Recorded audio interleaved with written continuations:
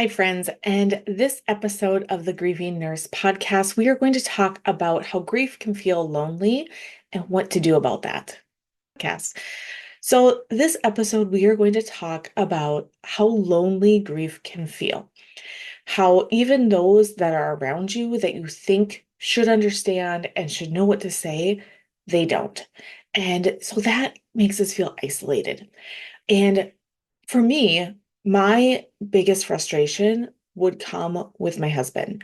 And so maybe you're not married, maybe it's like your dear friends, or maybe it's just another close relative that you're like, they should understand, they should have empathy for me, and they don't. So with when both my parents died, with my dad, it wasn't quite as dramatic of mood swings, emotions, grief coming up for me because his death was expected.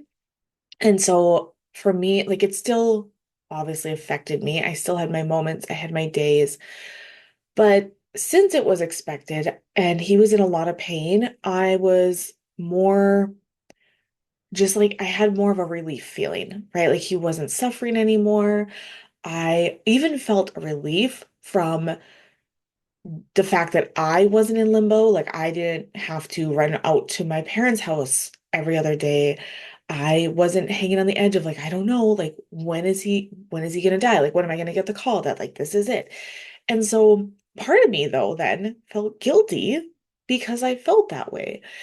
And so we have all these emotions and maybe your loved one hasn't passed away. Maybe you're just in the phase of, they're on hospice or I see them declining and I'm struggling with anticipatory grief and like people around me, like I have all these emotions and people around me are saying things that are not helpful or even kind of get mad at me because I'm doing this. I'm having these reactions. And so for me, my biggest frustration would come in when my husband would say things like, well, they're in a better place, or it's been months now. When are you going to get over this? Or when I would just be sad and crying and just upset for the day, and he'd be like, I think you need help. I think that made me feel like I can't show my emotions. I need to hold it in. I need to keep it close to me. And I would like have days where I just felt horrible and I would cry in the shower instead of turning to my husband for comfort because I didn't want to hear those things. And as time went on, I understood that yes, I want him to have understanding empathy for me, but he just honestly can't. He's never lost anybody close to him. His grandparents have died, or some of them. Um, But it affected him, but he was young and he just kind of moved on and it didn't affect in the day-to-day of when your parents die or maybe when a child dies or a spouse dies. Like that day-to-day feelings that you have are so much more intense. And I didn't even understand that until I got into it. So how can he understand it who has never experienced this before? And so I tried more to have compassion, right?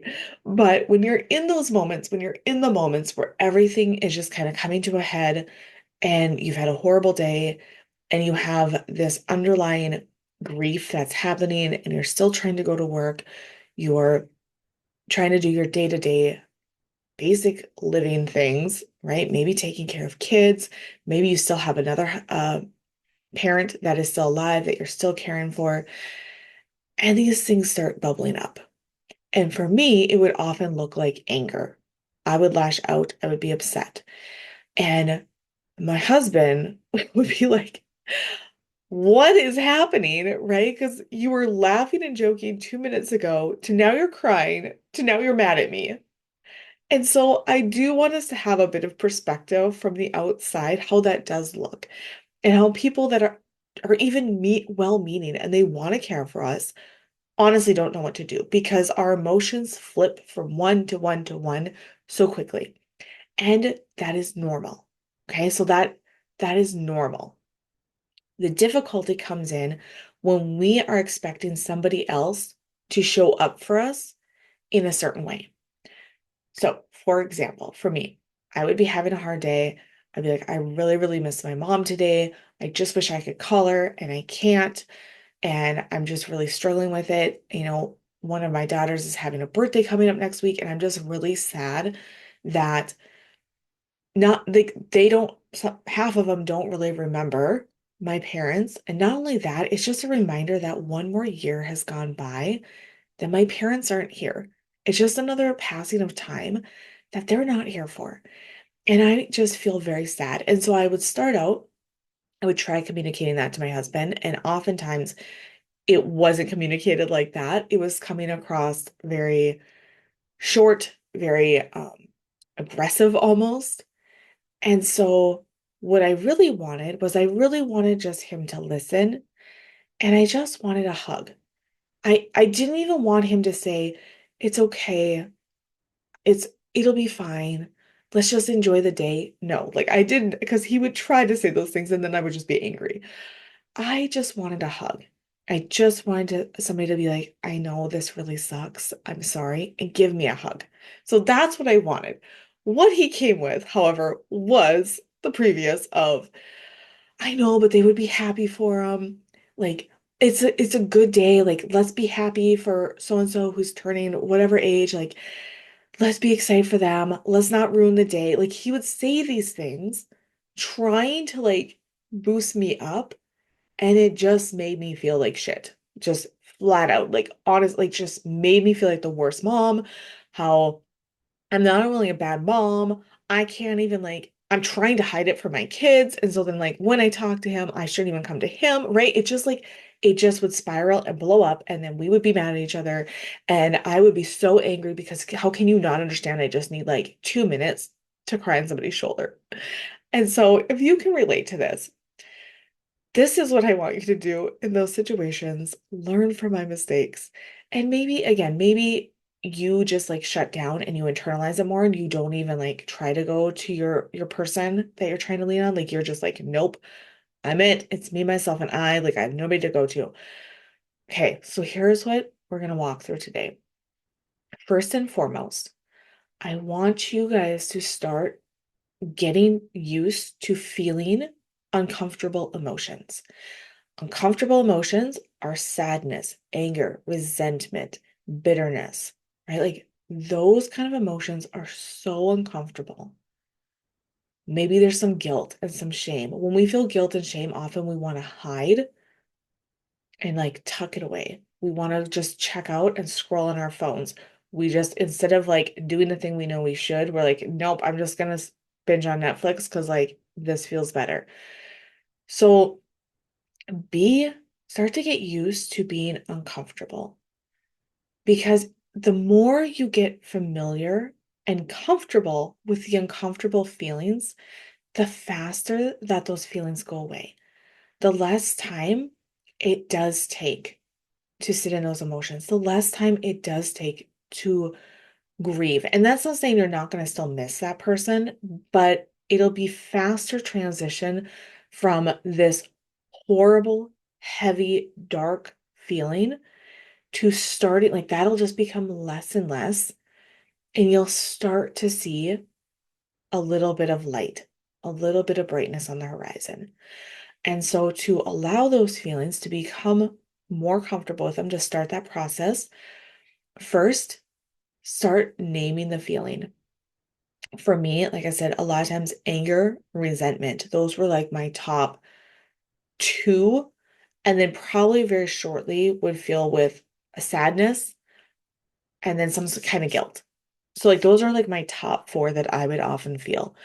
And so now when those come around, I'm just like, oh, I'm feeling really angry right now because I just heard a coworker say how annoying her mom is and how she just can't believe it. Like, gosh, what does she expect? She has to drop everything and go do this for her. And how inconsiderate. Doesn't her mom know? Like, I would be so angry because I'm like, you don't know how lucky you are that you can pick up the phone and hear your mom's voice. I would feel so much anger that I didn't know what to do with. And now I become comfortable with seeing that emotion, feeling that emotion, I'm like, oh, there's that anger. There's that anger. I'm going to allow it. And what you do is you see where it's at in your body because our emotions are vibrations in our body. And I want you to start feeling where is that at? For me, anger comes in my shoulders. It it feels like a hot flame and it radiates like down my arms. So like almost like I'm standing there with my hands just like clenched in anger. I feel my heartbeat racing. I can almost feel like my face getting red. I can feel like the veins in my neck starting to like pop out. And like that's what anger feels like for me. And when I feel anger, like, oh, there's that anger. And I sit with it, describing it, allowing it for 60 to 90 seconds, and it passes away. Now, if you're not in a place where you can do that, that's fine.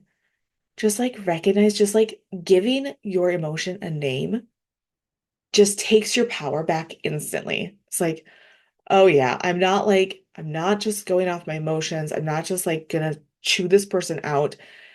I feel anger right now. And that's not a problem. That's just part of the grief process. So naming it, allowing it if you can, and and then here's like another big thing that has helped me, another tip. Write down what you need in those moments. And maybe like I would again, don't do it in the time when like you're like really hot, like just allow that emotion first because it's almost like something sets us off and we're like a puff fish, right? And we're just like the little spikes are out and we're just like like we're ready to fight. We're on the attack because something's coming after us. By allowing those emotions, you start to like shrink back in and become a normal little fish. And so when you feel like, okay, I'm deflated, right? I'm not deflated in the sense of like a sad balloon, like I have no energy left. But like I feel like things are pretty decent right now. I want you to write down things that honestly help you. So maybe that is a hug.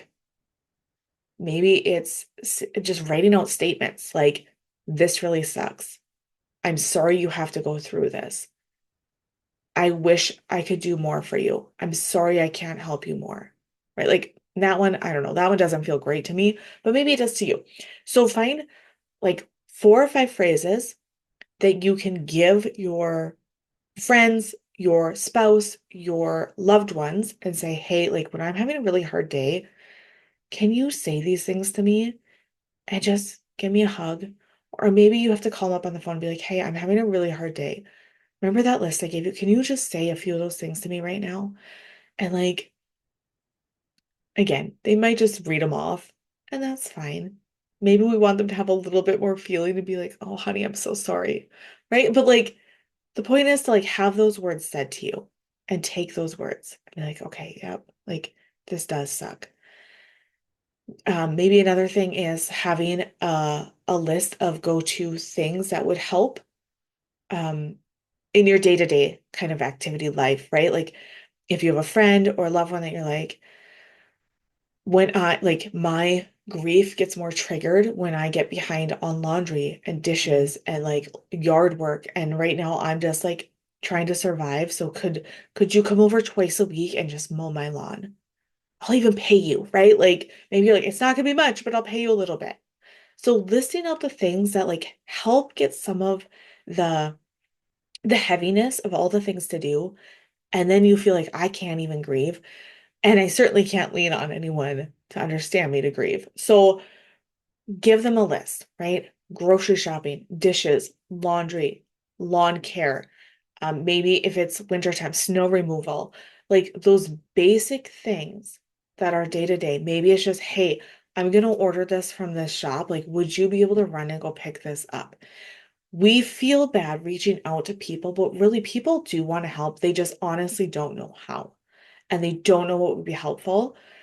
And so I part of what I do is I help you come up with lists like this. I help you specify it to what you individually need in those moments when you're having hard days. So you do have a support system. And not only that you have a support system, but you have a support system that knows exactly what you need. And that is a game changer, you guys, a game changer. When my husband realized, like, I don't need you to say these things that sound good. I need you to tell me that this really sucks and that you're just here. And then even say, like, what do you need right now? He even like has gotten good where like he'll list off a few things, right? He's like, do you want to go lay down? Do you want me to get you some coffee? Do you want chocolate right now? Like he kind of knows like the things to list off that are like my go-to, like these make me feel a little better. Like, do you want to just go and get a book and lay down and go read? Okay, like those are my love languages right there. I love item languages. So, again, that is what I help you with. So, in the notes, book a free consult call and we can walk through this and I can give you amazing ideas on how to start taking care of yourself so you don't have to start expecting everybody else to care for you. And again, they want to, and that's part of why having the list is very helpful. But the biggest game changer was for me was knowing that like I know what I need. I just need to get from knowing what I need and understanding what I need. Because oftentimes, too, like that can be kind of confusing in the beginning. You really don't know what you need. It feels overwhelming. So I work with you, I help you understand what you need, and then I help you get from knowing what you need to communicating that to others. So you have a smoother transition with grief and life after your loved one. So I hope you guys have the best day that you can. I'm praying for you, and I'll see you next time.